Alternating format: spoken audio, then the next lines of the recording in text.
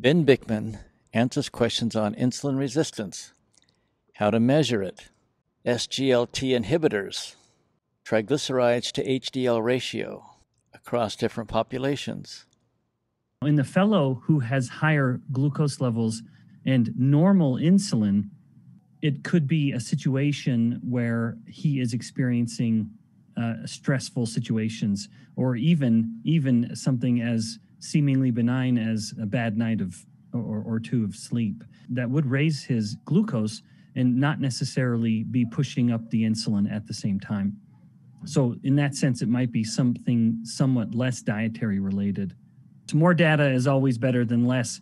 And so my answer would be a very hearty yes. In some instances at 2 hours, insulin may be back to normal, frankly. And I would say if that has happened, then that is a wonderful sign. That person's very insulin sensitive. But if a person is able to get over 2 hours, a blood sample and an insulin measurement every 30 minutes, 0, 30, 60, 90, 120, the simplest way to look at that insulin curve is just to ask, is the highest point of that curve at 30 minutes?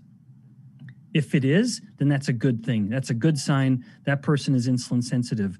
If the peak of that curve over those 2 hours, measuring every 30 minutes, is anywhere except 30 minutes, then that's a problem. That means the person is less insulin sensitive than would be ideal. SGLT inhibitors have a role, without a doubt, to very effectively regulating blood pressure and glucose very rapidly. There's no question about that.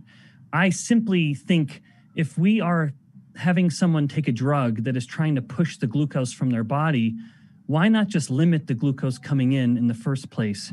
If we're worried about the glucose in the middle, rather than artificially shoving it out of the body, let's just very practically address the glucose coming in. Insulin very, very strongly has a role in lipid handling at the level of the liver. Insulin is always promoting the formation of triglycerides that would be sent around in the triglyceride-rich VLDL and then LDL.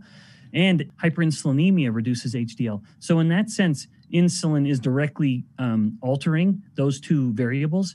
And then there's just correlational evidence in humans to show that triglyceride to HDL ratio correlates very well with markers of insulin sensitivity, including the HOMA score and including data derived from hyperinsulinemic euglycemic clamps, which is a very good way of measuring insulin sensitivity. Hyperinsulinemic euglycemic clamps, gold standard method to assess insulin sensitivity. The euglycemic clamp is used to measure insulin's action on glucose utilization in humans and in animals for clinical and basic research.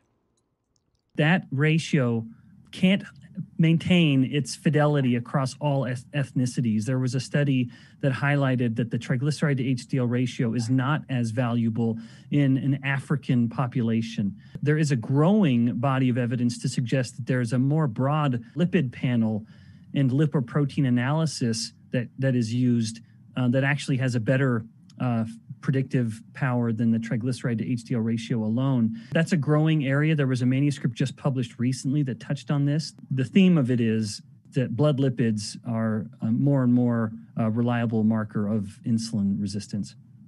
Ben Bikman answers questions on insulin resistance, how to measure it, SGLT inhibitors, triglycerides to HDL ratio across different populations.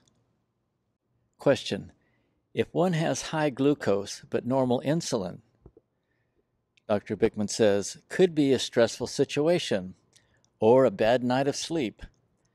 These would push up glucose but not necessarily insulin, probably not diet related. Question: is a 2-hour postprandial insulin test better than a fasting insulin test? Dr. Bikman: yes, more data is better. He says, if at 2 hours insulin is back to normal, that's a good sign that you are probably insulin sensitive. If you're able to get insulin sampled every 30 minutes, the simplest measure is the highest point at 30 minutes? If yes, That is a good sign you are insulin sensitive. Otherwise, not so good. Question: SGLT inhibitors. Why are they on your bad list? Dr. Bikman: they effectively regulate blood pressure and glucose, but if we have high glucose and that is the problem, why not just limit its intake? Question: for details on triglycerides to HDL ratio, can you tell us more? Insulin is always promoting the formation of triglycerides in VLDL and LDL. Hyperinsulinemia reduces HDL, so insulin alters these two variables, thus the ratio for testing. Also, in humans, ratio data correlates very well with markers of insulin sensitivity, like the HOMA-IR and hyperinsulinemic euglycemic clamps.